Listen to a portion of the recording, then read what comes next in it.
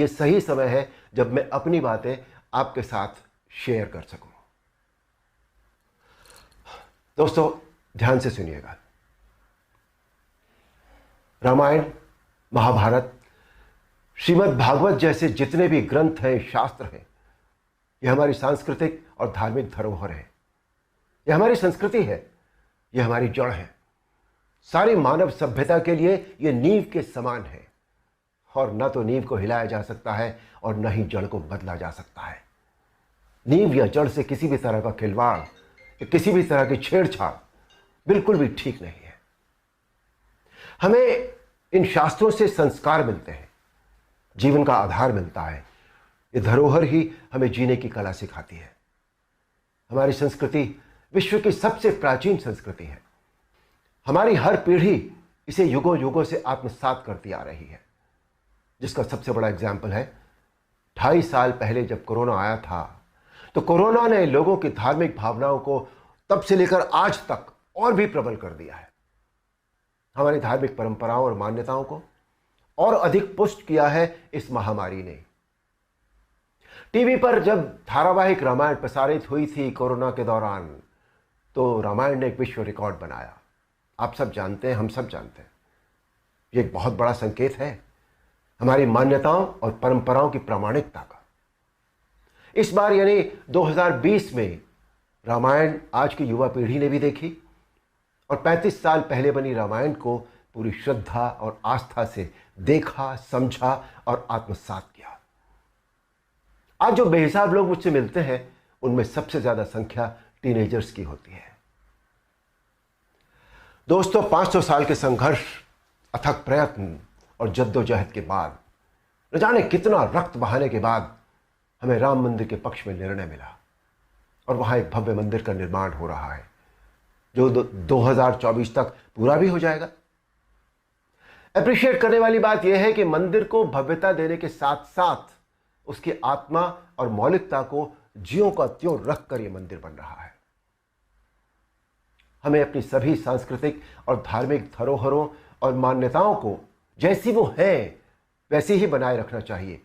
उनमें किसी भी तरह के बदलाव की न तो जरूरत है, न करना चाहिए, और न ही किसी और को करने देना चाहिए। भला कोई अपनी नींव हिलाता है क्या?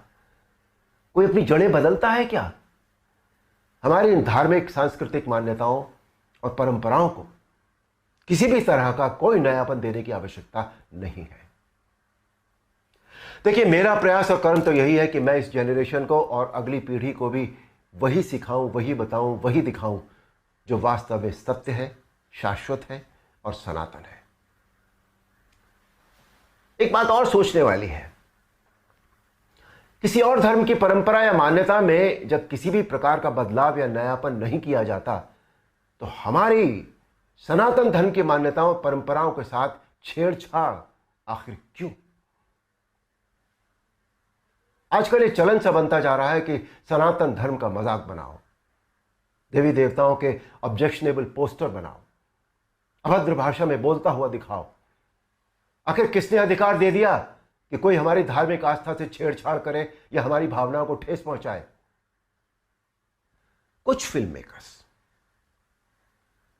कुछ राइटर्स, कुछ पेंटर्स, कुछ एक्टर्स, कुछ एडवर्टाइजर्स को इस बात का विशेष ध्यान रखना चाहिए कि वो क्रिएटिव लिबर्टी के नाम पर धर्म का मजाक न बनाए और न ही किसी की मान्यता या परंपरा को तोड़ मरोड़ कर प्रस्तुत करें।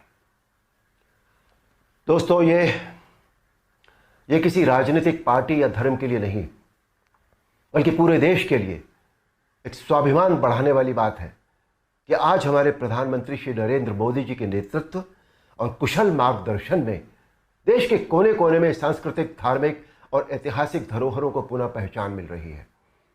स्थान स्थान पर कॉरिडोर बनाए जा रहे हैं, जिनसे हमारी इन धरोहरों की रक्षा भी हो रही है, उनका पुनर्निर्माण भी हो रहा है, साथ ही उनकी मौलिकता भी यथावत रखी जा रही है। मोदी जी, ये देश सदैव आपका ऋणी रहेगा। मेरा अनुरोध है आप सबसे कि आप सब पूरी सक्रियता और जागरूकता के साथ अपनी अमूल्य सांस्कृतिक, धार्मिक मान्यताओं और धरोहरों को सहेज कर संभाले रखने का संकल्प करें और दूसरों को भी इसके लिए प्रेरित करें। धन्यवाद। नमस्कार।